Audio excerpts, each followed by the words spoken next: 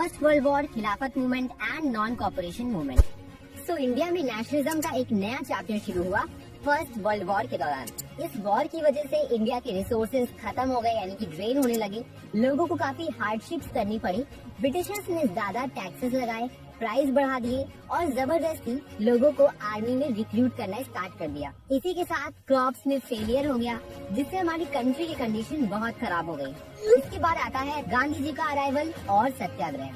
1950 में Mahatma Gandhi south Africa से India आते हैं। उन्होंने सत्याग्रह का कॉन्सेप्ट इंट्रोड्यूस किया, जो नॉन वायलेंस और ट्रुथ पर बेस्ड था। उन्होंने सबसे पहले कुछ सत्याग्रह मूवमेंट स्टार्ट किए, जो कि थे चंपारण में, खेड़ा में और अहमदाबाद में। चंपारण में 1917 में उन्होंने फार्मर्स की हेल्प की, जो इंडिगो प्लांटेशन के अगेंस्ट प्रोटेस्ट कर रहे थे। इसी के साथ खेड़ा में 1918 में यहाँ ड्रॉट की वजह से फार्मर्स को टैक्सेस माफ करवाने में हेल्प करी, और अहमदाबाद में 1918 में मिल वर्कर्स के लिए उन्होंने प्रोटेस्ट किया।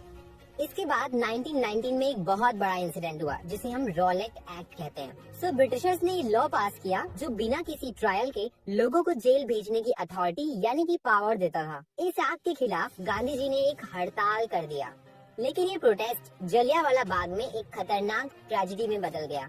अप्रैल 1919 में जनरल डायर ने अमृतसर के एक पीसफुल गैदरिंग में, जहां पर लोग बैसाखी का फेस्टिवल सेलिब्रेट कर रहे थे, यहाँ पर जनरल डायर ने गोलियां चलवाई, जिसमें हजारों लोग मारे गए। इस मैसेकर ने पूरे देश को हिला दिया और लोगों के गुस्से को और बढ़ा दिया। नेक्स्ट है खिलाफत मूवमेंट, जो कि 1919 में स्टार्ट किया गया। ये मूवमेंट्स मुस्लिम्स के रिलीजियस सेंटिमेंट्स को प्रोटेक्ट करने के लिए लॉन्च किया गया था।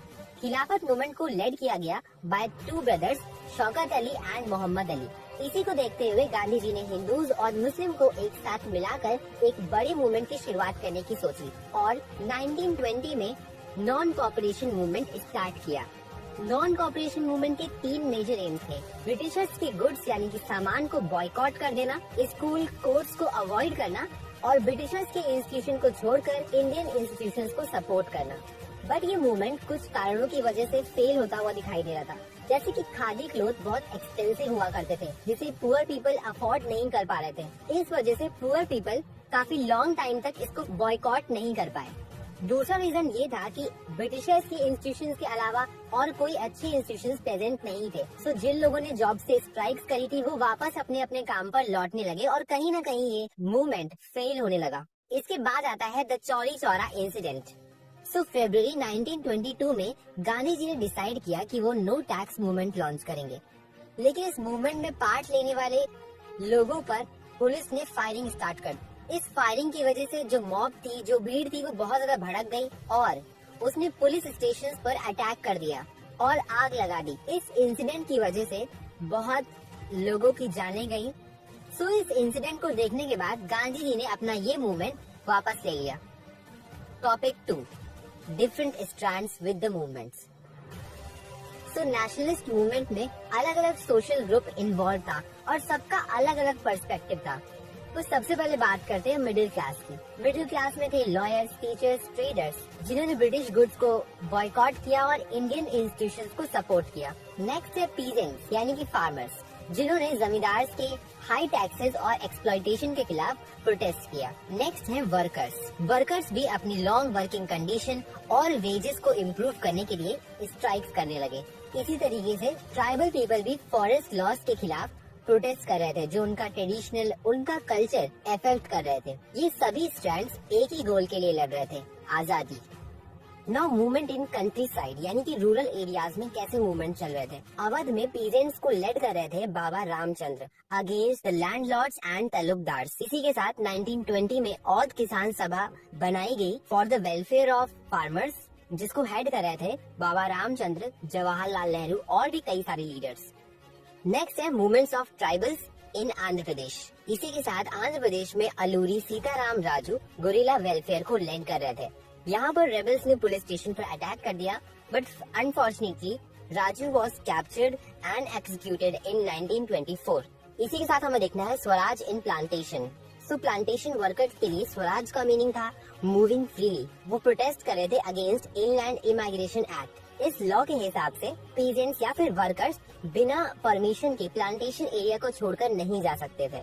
नेक्स्ट पार्ट है Simon commission and the civil disobedience movement. So 1928 में ब्रिटेन की टॉरी गवर्नमेंट ने साइमन कमीशन बनाया ताकि ये नेशनलिस्ट के साथ बात कर सके और जो कुछ भी इंडिया में प्रोटेस्ट हो रहे हैं उसको कंट्रोल कर सके। सो साइमन कमीशन 1928 में इंडिया आता है, लेकिन इसकी सबसे बड़ी प्रॉब्लम ये थी कि इसमें एक भी इंडियन मेंबर प्रेजेंट नहीं था। इसके खिलाफ स्लोगन लगाए गए, साइमन गो बैक। इसके बाद 1929 में कांग्रेस ने लाहौर सेशन के टाइम पर पूर्ण स्वराज यानी कि कंप्लीट इंडिपेंडेंस की डिमांड करी। सो अब हम बात करने वाले हैं सॉल्ट मार्च और सिविल डिसओबीडियंस मूवमेंट के बारे में। 31 जनवरी 1930 में गांधी जी ने लॉर्ड विसरॉय एरविन को एक लेटर लिखा जिसमें 11 डिमांड्स थी, जिसमें से एक डिमांड ये भी थी कि सॉल्ट टैक्स को हटा लिया जाए क्योंकि सॉल्ट एक एसेंशियल फूड आइटम है। उन्होंने ये भी कहा कि अगर ये 11 डिमांड्स 11 मार्च तक कंप्लीट नहीं होती है सो उस केस में वो सिविल डिसओबीडियंस मूवमेंट स्टार्ट कर देंगे। और जब उनकी डिमांड्स पूरी नहीं हुई तो उन्होंने सॉल्ट मार्च स्टार्ट कर दिया। सॉल्ट मार्च को हम दांडी मार्च भी कहते हैं। गांधी जी ने इसकी शुरुआत 12 मार्च 1930 में की। ये मार्च गांधी जी ने साबरमती आश्रम से स्टार्ट किया और 6 अप्रैल 1930 को सभी लोगों को यूनाइट करते हुए गुजरात के एक दांडी विलेज में पहुंचते हैं, जहां पर वो सॉल्ट लॉ को ब्रेक करने के लिए वाटर को बॉईल करते हैं और सॉल्ट मैन्युफैक्चर करते हैं। यहीं से सिविल डिसओबीडियंस मूवमेंट स्टार्ट हो जाता है। इसके बाद होता है गांधी एरविन पैक्ट। 1931 में महात्मा गांधी और लॉर्ड एरविन के बीच में एक समझौता होता है जिसे हम गांधी एरविन पैक्ट कहते हैं। इस पैक्ट का मेन एम था सिविल डिसओबीडियंस मूवमेंट को खत्म करना और राउंड टेबल कॉन्फ्रेंस के लिए राह बनाना। इसके बाद गांधी जी ने सिविल डिसओबीडियंस मूवमेंट को सस्पेंड कर दिया। गांधी जी ने सेकेंड राउंड टेबल कॉन्फ्रेंस में भाग लेने का फैसला किया, बट इस पैक्ट के जरिए सॉल्यूशंस की कोशिश की गई, लेकिन सभी डिमांड्स एक्सेप्ट नहीं हुई, जैसे कि कंप्लीट स्वराज, जिसकी वजह से गांधी जी ने फिर से सिविल डिसओबीडियंस मूवमेंट को स्टार्ट किया, लेकिन तब तक मूवमेंट अपनी मोमेंटम को खो चुका था।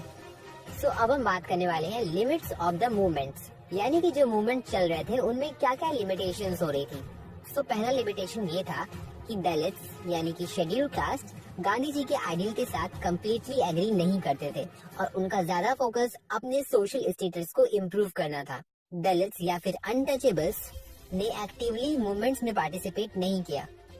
इसी टाइम पर डॉक्टर B.R. अम्बेडकर ने एक एसोसिएशन बनाया 1930 में, जिसका नाम रखा गया डिप्रेस्ड क्लास एसोसिएशन। इसका मेन एम था दलित्स या फिर शेड्यूल कास्ट के सोशल स्टेटस को इम्प्रूव करना। इन्हीं कारणों की वजह से गांधी जी और डॉक्टर B.R. अम्बेडकर के बीच में काफी क्लैशेस होते थे। तो इसके बाद 1932 में डॉक्टर B.R. अम्बेडकर और गांधी जी के बीच में एक पुनः पैक्ट साइन होता है। इसकी वजह से डिप्रेस्ड क्लासेस को प्रोविंशियल काउंसिल्स में रिजर्व सीट्स मिली। सेकंड, मुस्लिम को भी डाउट था कि क्या कांग्रेस उनकी राइट्स को इंश्योर करेगी या नहीं करेगी। तो मुस्लिम लीग के leader Mohammad Ali Jinnah central assembly में मुस्लिम्स के लिए सीट्स रिजर्व करना चाहते थे। इन्हीं डिमांड की वजह से मुस्लिम्स ने भी सिविल डिसओबीडियंस मूवमेंट में पार्टिसिपेट नहीं किया। नाउ अब नेक्स्ट पार्ट है the sense of collective belonging. तो अब सवाल ये है कि कैसे लोग इतने अलग अलग कल्चर और रिलीजन के होते हुए एक साथ आए। इसका जवाब है the sense of collective belonging. Nationalist leader ने भारत माता की इमेज का यूज किया, फोल्क सॉन्ग्स का यूज किया, सिंबल्स क्रिएट किए और कल्चरल यूनिटी को प्रमोट किया। इसका एक बहुत बड़ा एग्जाम्पल है वंदे मातरम, जो एक नेशनल सॉन्ग बन गया, जिसे लिखा गया था बाय बंकिम चंद्र चट्टोपाध्याय। ऐसे ही और कई सारे फॉल्क सॉन्ग ने रूरल और अर्बन एरियाज को आपस में कनेक्ट किया। इन सभी चीजों की हेल्प से लोगों ने अपनी एक आइडेंटिटी फील की और ब्रिटिश के अगेंस्ट एक यूनाइटेड फ्रंट बनाया। भारत माता की पहली पिक्चर बनाई गई बाय अभिनव टैगोर। अब इस चैप्टर की कुछ इम्पोर्टेंट डेट्स और इवेंट्स को रिकैप कर लेते हैं। So, Mahatma Gandhi came from south Africa in 1950। 1917 में चंपारण मूवमेंट और 1918 में खेड़ा मूवमेंट स्टार्ट हुए। 1918 में सत्याग्रह मूवमेंट स्टार्ट हुआ एट अहमदाबाद। देन 1919 में 3 इंसिडेंट हुए, Rowlatt act, Jallianwala Bagh massacre and खिलाफत movement. Then in 1921 non cooperation movement. 1922 में होता है चौरी चौरा इंसिडेंट, जिसके बाद इसी साल नॉन कॉपरेशन मूवमेंट को विड्रॉ कर लिया जाता है। देन इन 1930 दांडी मार्च और सिविल डिसओबीडियंस मूवमेंट स्टार्ट होते हैं। 1931 में गांधी एरविन पैक्ट होता है। 1932 में पूना पैक्ट और 1942 में क्विट इंडिया मूवमेंट स्टार्ट होता है। सो ये थे इस चैप्टर के कुछ इम्पोर्टेंट डेट्स एंड इवेंट्स।